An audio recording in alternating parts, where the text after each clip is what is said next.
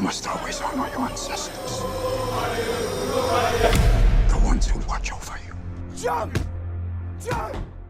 If things are being brought to the screen in this way, obviously, there's something that still needs to be addressed. They can put the chains on your body. Never let them put the chains on your mind. We have created great productions, but now we realize that we can actually do them so much better than we did them before for a new generation. It's very hard to get an 18-year-old kid who lives in London today to sit down and watch a 1977 version of Roots with no actors that he recognizes or, you know, but this version they can completely understand. I think it's relevant today, but it's always been relevant. The Black Lives Matter movement, kids getting shot in the street. These are all elements that make something like this not only relevant from an entertainment historical point of view, but by proxy have become relevant in a political point of view. You know, immigration is quite a talking point all over the world right now, whether it be in the United States of America, regarding Mexico, or in Europe regarding everywhere. So I think it's very, very relevant. Misplaced people, it's, you know, people without a home, people without a country, people who are trying to maintain their families and their culture in the worst possible circumstances is very relevant. It's time your family Bill Kunta. Run!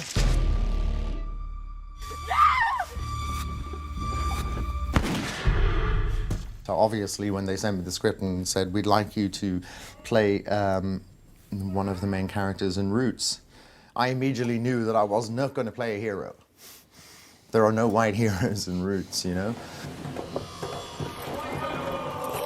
So I had to come to terms with the fact that I was going to have to do this part and that I was going to have to, as an actor, engage in that sort of brutality, and you have to make it so brutal, you have to play your character so brutally, otherwise you're doing a disservice to what the project's about. If you ever touch just one, I'll kill you. But there's certain scenes in this where you can almost smell the fear.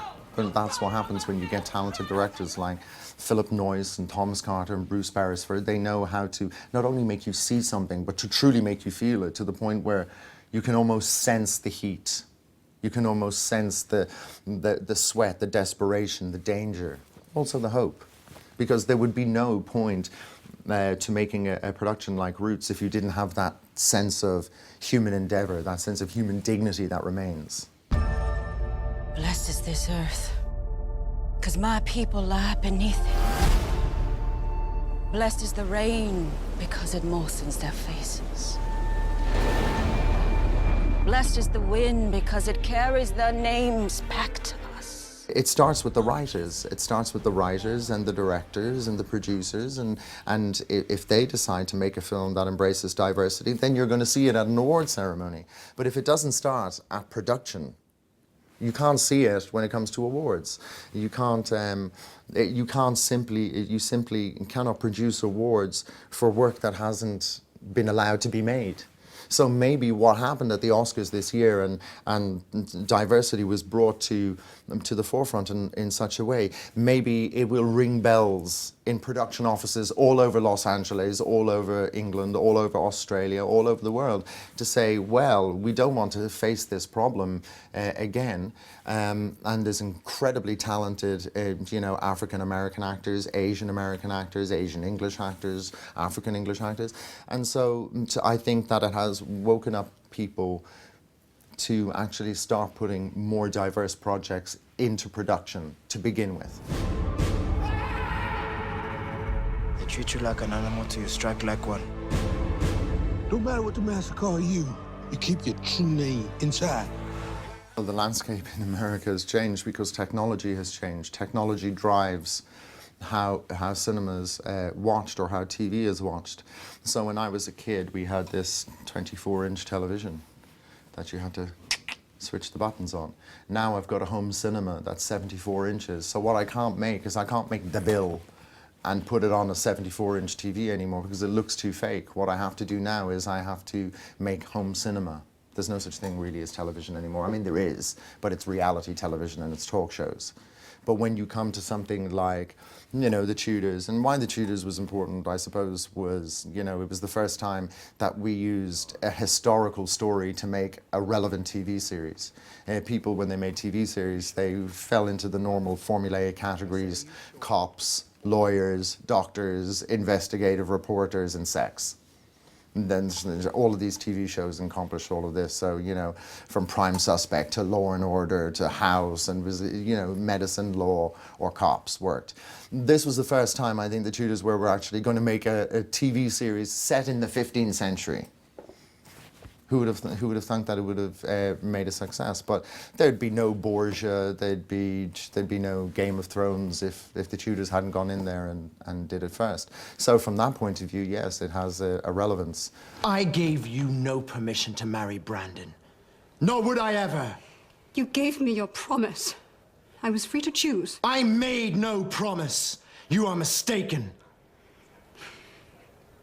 How dare you look at me?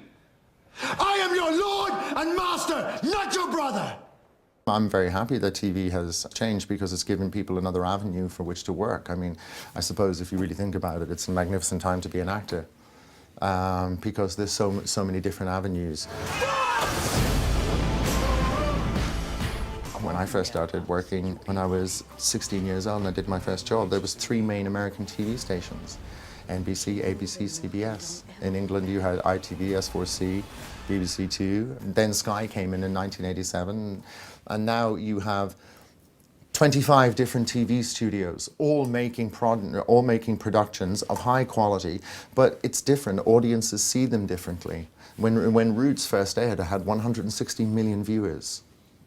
That's the highest of any TV show. I mean, the most that, you know, a successful show in America, like there's something silly like Dancing with the Stars, gets about 20 million viewers. This was 160 million people a night. That's an enormous amount of people. That's only ever been beaten by the Super Bowl. You can't repeat that because people are going to see it in many different ways. Some people will download it on iTunes because we don't want one piece of the cake every week. We want the whole 8 hours over one weekend. So that makes it good for actors. I mean, I suppose it's a bit more complicated for the ratings agencies, but they're not my problem. But for actors, it means that we have so many different avenues with which to get our creativity out there.